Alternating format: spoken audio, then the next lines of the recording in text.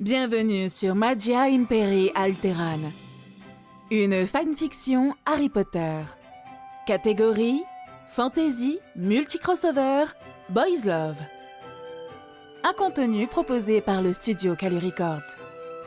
N'hésitez pas à liker et à vous abonner pour être notifié de la suite. Maintenant, place à l'histoire. Chapitre 11, partie 2. C'est très simple.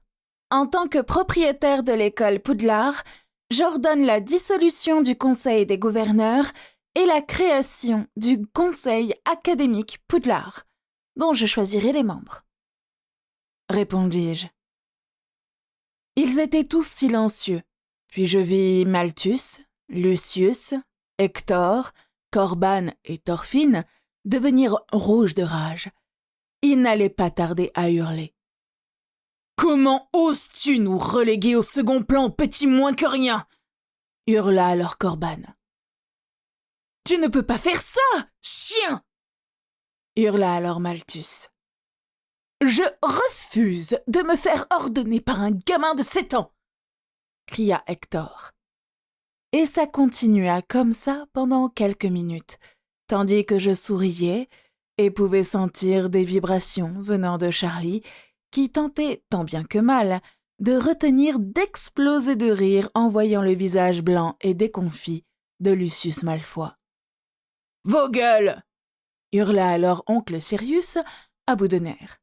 « Que vous le vouliez ou non, le conseil est dissous, et chaque règle et dépense seront examinées.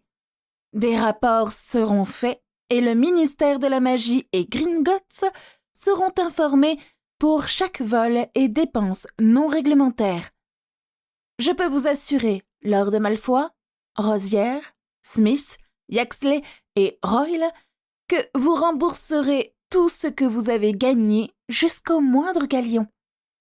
De plus, j'ordonnerai le remboursement pour les élèves nés moldus actuels, au moins pour le surplus qu'ils ont payé. Et toutes les familles de sang pur devront payer, dès à présent, la totalité des frais de scolarité, plus les frais manquants pour les années déjà écoulées. Je suis persuadée que nos coffres se rempliront assez vite. Cependant, je ne compte pas m'arrêter là. Le Conseil aura pour but de rétablir les anciennes matières, de surveiller la trésorerie et enfin de vérifier l'accréditation de chaque professeur. Cela risque de prendre quelques années, car nous devons avant tout renflouer le trésor. Mais selon mes calculs, tout sera prêt pour ma rentrée, fis-je. Excusez-moi, héritier Adrian, mais qui sera présent à ce conseil ? Demanda alors Amos Diggory. Ah, c'est très simple. J'ai décidé que mes oncles Sirius et Rémus, avec tante Valburga, s'occuperont du conseil. Je vous propose ainsi qu'à Lady Londubat, Lord Nott et Lord Flint de rejoindre ce conseil. Oncle Albus sera aussi membre du conseil en tant que directeur de l'école, car j'ai décidé de le garder, répondis-je. Quoi ? Et nous alors ? Demanda alors Hector. Je vais être honnête avec vous. Je refuse d'avoir des voleurs parmi ceux que je côtoie. Donc, vous pouvez partir. Qui plus est, je refuse d'être près de mange-morts qui se sont accroupis devant un sang mêlé traître à son sang, ayant la folie des grandeurs, car papa n'a pas voulu de lui, rajoutai-je. Vous avez entendu mon filleul ? Foutez le camp, rajouta oncle Sirius avec un grand sourire. Lucius Malfoy, Malthus Rosière, Thorfinn Roll, Hector Smith et Corban Yaxley se levèrent avec un visage renfrogné et quittèrent la salle. Le regard de Lucius me promettait 1000 souffrances, mais je n'en avais rien à faire.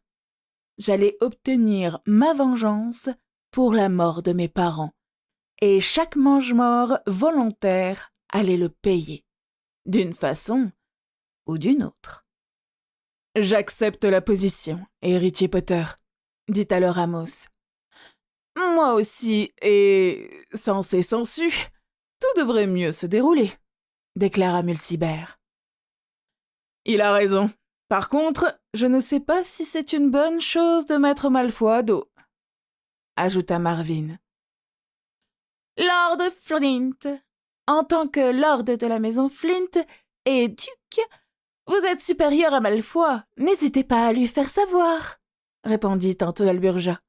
Elle a raison. D'ailleurs, j'accepte aussi la position, déclara Augusta. Parfait. Sur ce, vous pourrez tout préparer pour la rentrée, et je vais personnellement payer les rénovations. De toute façon, c'est mon château. Par contre, j'ai décidé de combler le trou de la trésorerie avec les frais de scolarité et les remboursements des familles au sang pur. Il faudra aussi augmenter les frais de scolarité. Cela fait plusieurs siècles que ce sont les mêmes.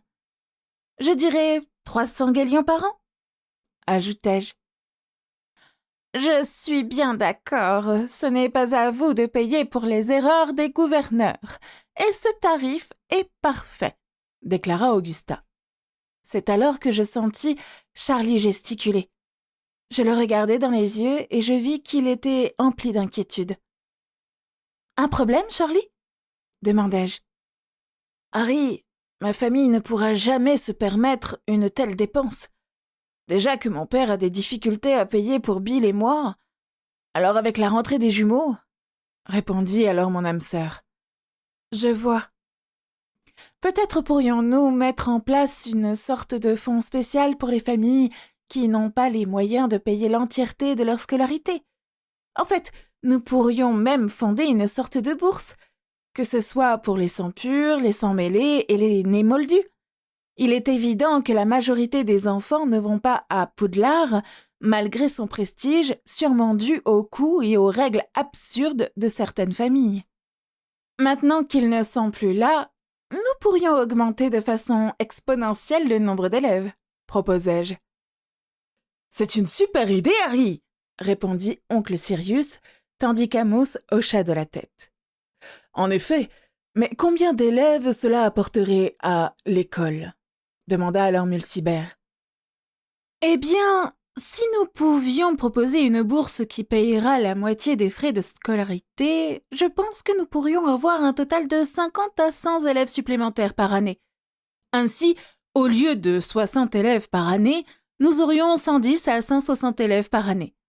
Et nous pourrions passer d'un total de 400 à 1120 élèves, voire plus, proposai-je. Mais ne voulions-nous pas faire en sorte de rembourser notre dette ? Demanda alors Malthus. C'est vrai, mais je n'ai jamais dit que la bourse sera approvisionnée par Poudlard. Non, le mieux serait que cette bourse soit approvisionnée par nos familles. À la longue, nous leur proposerons de travailler pour nos entreprises et récupérerons notre argent, sans compter la publicité que ça nous fera. Nous deviendrons de véritables héros académiques, rajoutai-je. Combien cela coûterait-il ? Demanda alors Amos. Eh bien, selon mes calculs, la première année, ça nous coûterait un maximum de 20 000 galions. Mais au bout de 7 années, lorsque chaque année sera complète, cela devrait nous coûter un total de 120 000 galions. Je pense qu'il faudrait donc approvisionner un total de 200 000 galions dès maintenant, pour les urgences, sait-on jamais. Cela pourrait éventuellement payer des fournitures ou autres. Je pense qu'en tant que propriétaire de l'école, il est de mon devoir de payer 100 000 galions, et mes revenus sont tellement conséquents que, si je le voulais, je pourrais tout payer, sans compter que je représente théoriquement la famille Black. Donc, oncle Sirius n'aura pas besoin de participer. Fais-je. Dans ce cas, je peux rajouter 20 000 galions, répondit Amos Diggory avec un grand sourire. De même, qu'on ne dise pas que les Londubat ne participent pas, rajouta Augusta Londubat. Ah ! Comptez sur les notes alors, déclara Mulcibernote. Bon, on ne me laisse pas le choix, alors je vais aussi participer. Mais qui va gérer cette bourse ? Demanda alors Marvin Flint. Eh bien, j'avais au début pensé à tante Valburja, mais bon, commençai-je avant de me faire darder du regard par tante Valburja, faisant pouffer de rire oncle Sirius. tandis que je ressentis un trémolo parcourir le torse de Charlie, hilar. Comme je le disais, j'avais pensé à tante Walburga, mais je me suis tout compte fait dit qu'oncle Rémus serait le plus approprié. Qu'en penses-tu, oncle Rémus? Demandai-je. Eh bien, pourquoi pas, Chio? Après tout, je pense être le plus adéquat pour ce travail, répondit oncle Rémus. Y a-t-il d'autres postes à occuper? Demanda alors Augusta. En effet, je souhaite d'abord nommer tante Walburga à la tête du conseil, attendu que je ne pourrai toujours y participer. J'avais pensé à oncle Sirius, mais je me méfie des maraudeurs. Hoquet de surprise de Sirius. Pour oncle Sirius, j'avais pensé au relationnel avec les autres écoles et le ministre. Pour Augusta Londubat, j'avais pensé à l'inspection des professeurs et la surveillance de ces derniers. Pour Amos Diggory, j'ai entendu dire que vous étiez très bon dans les finances, donc pourquoi ne pas gérer la trésorerie? Pour Lord Nolt et Lord Flint, je pense que vous seriez adéquats à l'organisation de nouvelles classes pour décider quel cours rajouter, dévoilai-je. Une fois de plus, un silence s'abattit sur la table. Tante Walburga arborait un sourire fier, surtout lorsqu'elle fut nommée présidente du conseil. Lord Diggory semblait apprécier son poste, tandis que Lady Londubat hocha de la tête. Enfin, Lord Nott et Flint discutèrent rapidement ensemble avant d'hocher de la tête. Par contre, pour oncle Sirius... « Quoi? Mais tu veux ma mort? Pourquoi je dois gérer ces abrutis du ministère ?» déclara-t-il à haute voix, faisant ricaner tous les autres. « Voyons, oncle Sirius, dis-toi que tu devras aussi gérer les familles comme Malfoy. Donc, tu pourras te faire un plaisir de les rejeter, dis-je avec un petit sourire sournois. Ah, j'aime mieux ça. Ouais, il va en baver le proxénète, répondit oncle Sirius. Son dernier mot me fit éclater de rire et étouffer Mulciber-Nott et Amos Diggory, qui venaient d'avaler une gorgée d'eau. Ils finirent par tous recracher avant d'éclater de rire, faisant gonfler le torse d'oncle Sirius de fierté. Pendant 2 bonnes heures, nous discutâmes de ce que nous allions faire de l'école, de tout ce qui allait être mis en place, etc. Nous discutâmes même de la remise en place des duchés, et Mulciber et Marvin acceptèrent de se proposer en même temps, car en contrôlant le ministère, ils pouvaient enfin se venger des mange-morts. Je leur expliquai alors mon plan, d'attendre mes 11 ans pour réclamer certains titres, et surtout les duchés, forçant la dissolution du Magen-Mago et la remise en place du Conseil des sorciers. Évidemment, nous devions trouver un nom. Lorsque je révélai enfin ma bague de Pendragon, nous convîmes de 2 possibles noms, le Conseil royal ou le Magisterium. À la fin, nous avons choisi le Magisterium, car il fut décidé qu'une fois roi, nous pourrions permettre à certaines familles d'être membres du Conseil.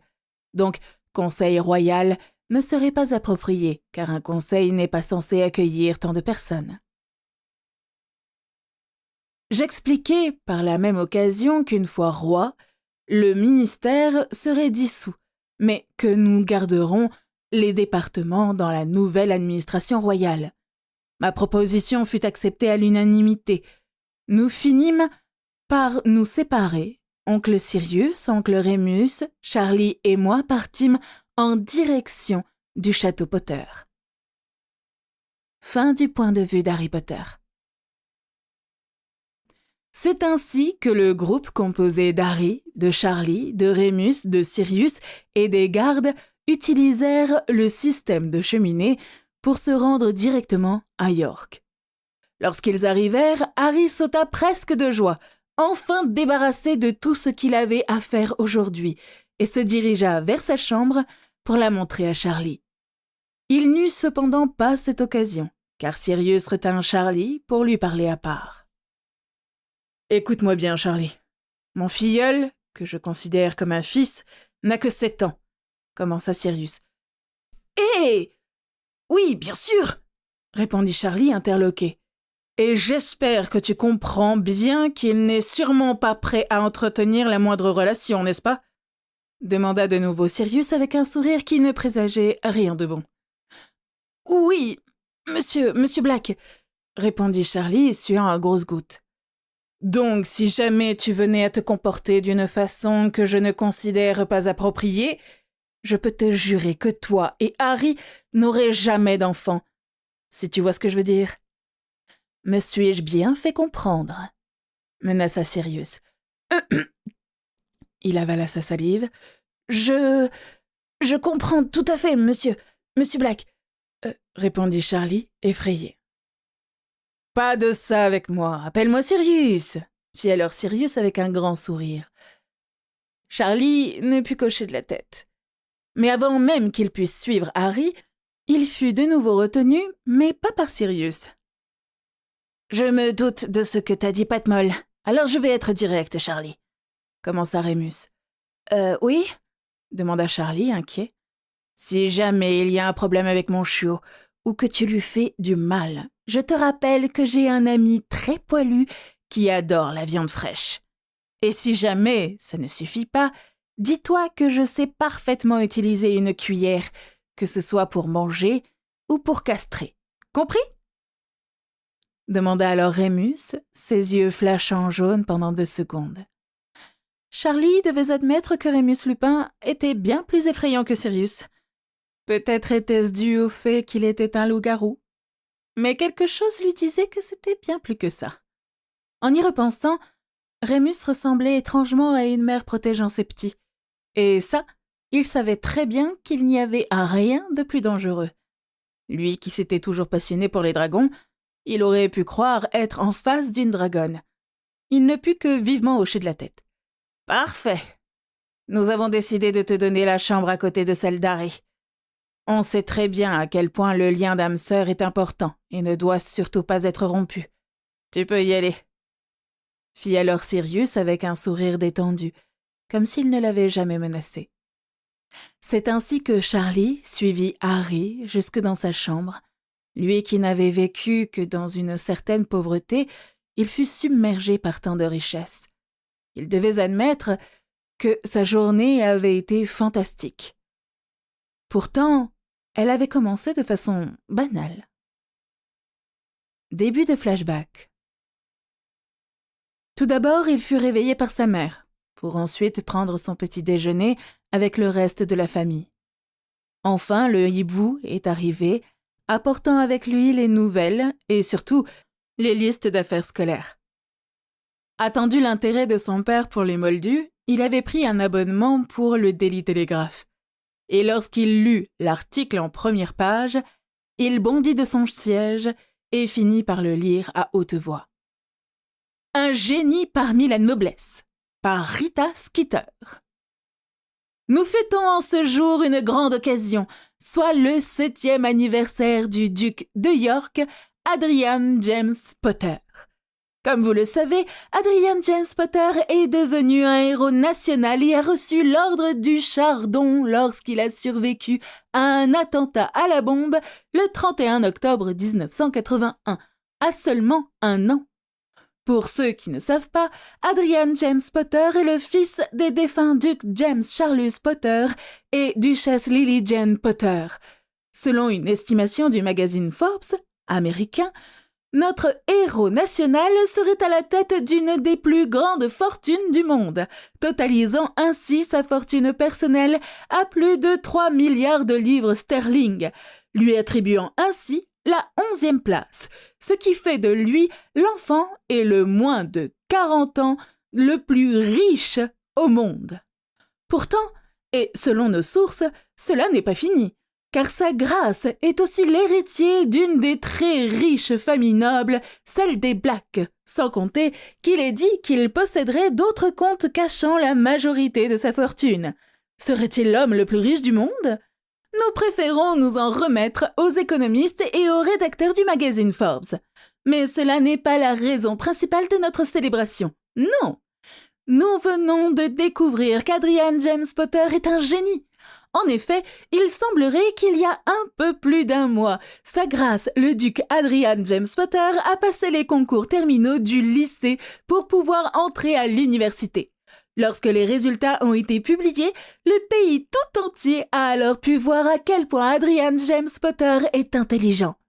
Ces résultats ont été sans défaut, avec des notes supérieures à 20, faisant ainsi de lui le plus jeune bachelier du Royaume-Uni avec une moyenne totale de 26,80 sur 20. Nous avons questionné les correcteurs et ceux-là nous ont confirmé avoir attribué des points supplémentaires pour son incroyable intelligence, ses explications uniques et ses théories avant-gardistes. Il semblerait que notre héros national ne se soit pas arrêté là, car nous avons eu la confirmation de la part du directeur de l'université de Cambridge que le duc a été accepté parmi eux. Bien entendu, certains diront que chaque famille noble peut entrer à Cambridge. Cependant, Harry James Potter a été invité et non pas décidé d'y aller, signifiant ainsi que sa place est méritée selon certains. Un génie parmi la noblesse ? Peut-être changera-t-il notre système. Pour plus d'informations sur la famille Potter, rendez-vous page 4. Pour plus d'informations sur la famille Black, rendez-vous page 5. Pour plus d'informations sur les plus grandes fortunes du monde, rendez-vous page 6. Pour plus d'informations sur les plus grandes fortunes du Royaume-Uni, rendez-vous page 7. Un silence s'était abattu sur la famille Weasley, tous éberlués par cette révélation. La mère Weasley s'était alors exclamée « Mais c'est parfait! Oh ma Ginny, tu pourras te marier avec lui !» avait-elle hurlé. Ginny avait bien entendu hoché de la tête avec un grand sourire, tandis que Ronald Weasley pestait contre l'injustice de ne pas être aussi riche.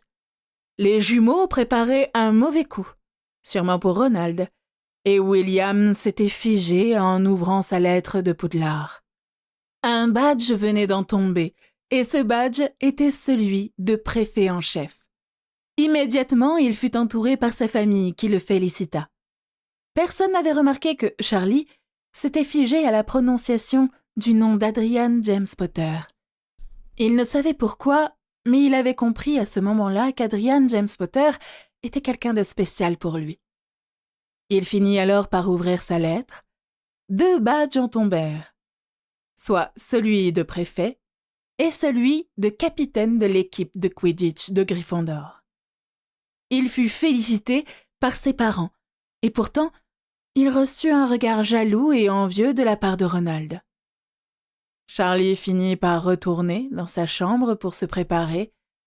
Sa chambre était assez spartiate, avec tout de même des figurines de dragons et un vieux balai de Quidditch. La famille Weasley se rendit à la cheminée pour se rendre au chemin de traverse et aller retirer un peu d'argent à Gringotts. Ils se tenaient en rang, attendant patiemment dans l'une des files d'attente, lorsqu'ils virent 3 individus, 2 hommes et un jeune garçon, se rendre directement devant le maître banquier. Et lorsque tous les gobelins s'arrêtèrent net pour observer ces 3 personnes, avec une pointe de respect et d'admiration dans les yeux, ça intrigua Charlie. « Oh, regarde Arthur, c'est Sirius, Remus et Harry. Nous devrions les attendre. Qu'en penses-tu » fit alors Molly. « Pourquoi pas, chérie ?» répondit simplement Arthur Weasley. « C'est mon futur mari ?» demanda alors Ginny. « Exactement, ma chérie. Tu verras, tu seras une Lady Potter !» répondit Molly. La remarque fit froncer les sourcils de Charlie. Il remarqua immédiatement que Bill et Arthur arboraient la même expression. Ce n'était pas le cas des jumeaux, qui n'en avaient rien à faire. Et Ronald semblait arborer la même expression que Molly. Pourtant, lorsque Charlie aperçut Harry au loin, son cœur se serra. Une émotion étrangère s'empara de son corps. Depuis ses 11 ans, Charlie avait été incapable d'exprimer du désir ou un amour quelconque. Si ce n'est un amour familial, assez limité. Cela avait bien entendu affolé les parents Weasley, et lorsqu'ils emmenèrent leur fils à Sainte-Mangouste, à ses 14 ans, l'année précédente, Charlie fut déclaré asexuel, incapable de ressentir du désir pour une autre personne. C'est la raison pour laquelle sentir une telle émotion, une telle envie de se diriger vers ce jeune garçon effraya Charlie. Ils attendirent patiemment, pendant une demi-heure, avant de voir enfin les 3 individus sortir du bureau d'un gobelin et se diriger hors de la banque. C'est à ce moment-là qu'ils furent interceptés par Molly Weasley. Charlie réalisa enfin qu'Harry était son âme sœur. Et évidemment, sa mère le prit très mal, car sa fille ne pourrait devenir la Lady Potter. Les événements se déroulèrent ainsi jusqu'à Poudlard. Une fois de plus, Charlie fut choqué en découvrant que son âme sœur était le futur roi, et surtout que lui-même serait son consort, faisant de lui l'un des dirigeants du royaume. Fin du flashback. Et le voilà, tranquillement derrière son âme sœur, se dirigeant vers sa chambre. Harry finit par l'emmener tout droit vers l'aile principale, à la chambre de maître. Il fit entrer Charlie dans l'immense chambre, et Charlie dut retenir son souffle face à la beauté de la pièce. Pour commencer, la chambre était grande, très grande, soit 50 mètres carrés. La pièce était très lumineuse, attendu qu'elle avait sur le mur, en demi-cercle face à la porte, de très grandes fenêtres faisant la taille du mur, donnant une vue directe sur la cour arrière du château et un lac. Les murs étaient dans un ton rouge bordeaux, avec des dorures prenant la forme de griffons et de lions. Le sol était en bois massif, soit de l'acajou de Cuba, le bois le plus coûteux du marché.